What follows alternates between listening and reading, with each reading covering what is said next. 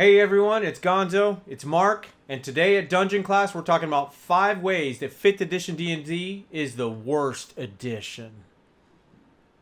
Worst edition. Like your hat. We're sponsored by Disney right here. Not a sponsor. Not a sponsor, not yet, but Yeah. we will be. We will be. Mark, 5th edition is Yes. the worst edition, and we're going to talk about 5 ways why that is. You know, why is this the worst edition of all the ones that we've had to be able to play? Yeah, so obviously let's jump right into it. I would say number one reason is the homogenization of classes. Okay. Not milk, homogenization. So that meaning that every class can do everything. You know, everything. Okay. They're all becoming. Eventually, I think they'll all be like a color of gray. Maybe Yeah, where yeah. they're all the same because like anybody can do anything. Like it seems like the way things are going, especially with UA and all that coming down, the subclasses that everybody can heal, everybody can be like a rogue. They can do all those things, and so they just become kind of like a jack of all trades, master of none. So and a lot of people may say that's one of the benefits, that you can play anything and make it work to the flavor you like. Right. But I know that we came from a game system, and when it first started, where if you wanted a rogue, you picked a rogue, and that's the only person within the group that would be able to get that lock picked or that trap undone. If you needed a healer, it had to be a cleric, or you didn't have one. Right. And if you needed a tank, you'd have to have a fighter, or you were doing some long range attacks and that kind of thing. So I think that being able to pick a class and a subclass that really defines the arcade or the tropes that we're used to, the rogue, the mage, the cleric, the fighter. Right. I think that's what kind of we're missing in 5th edition, where almost everything can be a little of everything. Yeah.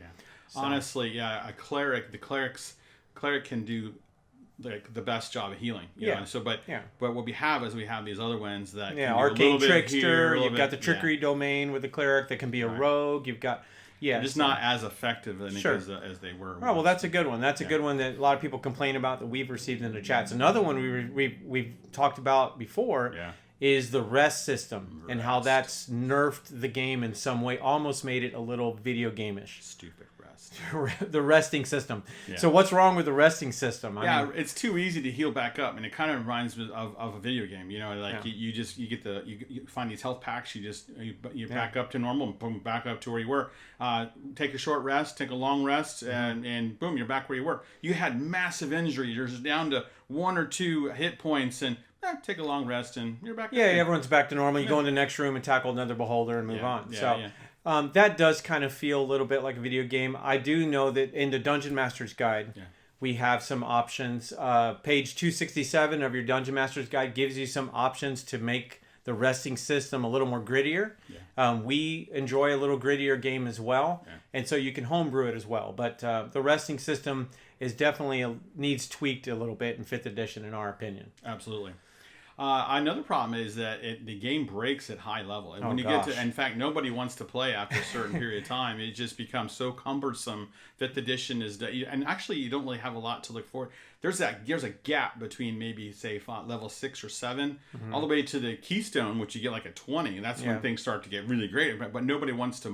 They don't want to wade through. And honestly, I think probably the worst thing is if you got to the higher levels, combat would be so long. You know, because there's a million things you could do. Like everybody gets like 20 attacks a turn or whatever. And so it starts to, I'm exaggerating a little bit, but it depends on the player. It depends. All right. So, but it just really, no one wants to, and the proof is that Wizards did a study, did a survey, and found that nobody wants to play. They stopped playing after like level 10. 10, 11, we played to about 14th or so. It's fun as a player to get the new items to use, to get the more attacks, to get the great spells, being able to stop time and make wishes. But at the same time, it's very difficult to challenge a group of players with all of those many high-level skills.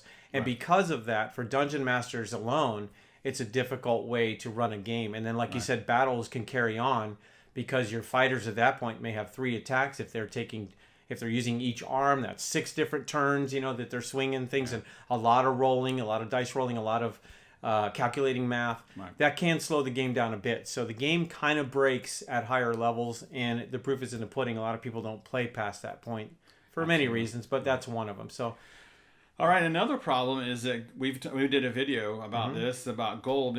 Gold is a challenge. It's gold in D&D 5th edition is kind of useless, honestly, because in the old days we used to save up to buy certain things, like especially I think of armor. Yeah. You know, you started out like you might have had leather. You can armor only afford leather armor. Yeah, and so you even if as a fighter, you didn't right. get the plate mail. You had to go and earn enough gold to get that or right, something. Right. So you'd save up, you'd buy stuff like really honestly, 5th edition's about paying for your food, paying for your housing. You get almost everything up front that you need. Yeah, they give you your armor with their starting equipment thing. And now we did a video how to be up here spend that D&D gold. That gives some ideas of how you in 5th edition what you could spend that money on, because or save the money for long-term goals, that kind of thing. Right.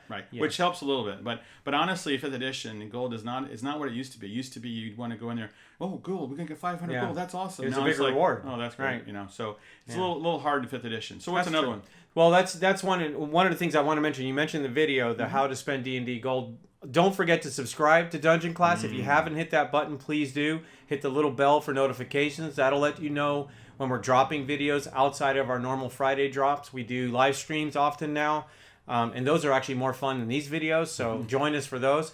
And don't forget to leave in the comments some reasons why you think 5th edition is broken in some way or why it's the worst. So the last one we want to talk about is that to make 5th edition a load of fun, which we have, you definitely need to homebrew the game in some way. Yeah, I think if you played as is rules is written in the book and played the adventures as they're written in the book, you can have some fun. I know that's Adventures League style a little bit, but it takes away so many of the creativity and the ability to change the game in some way that I think that you have to homebrew a lot for the game to be more enjoyable. At least that's our experience. It's so simplified, which that's easy for people to pick up. Advantage, but at the same time, it is so simplified that you almost have to spice it up somehow, and that leads to homebrewing to kind of make it palatable. It's almost like you have to have seasoning to make something palatable. Well, that doesn't take.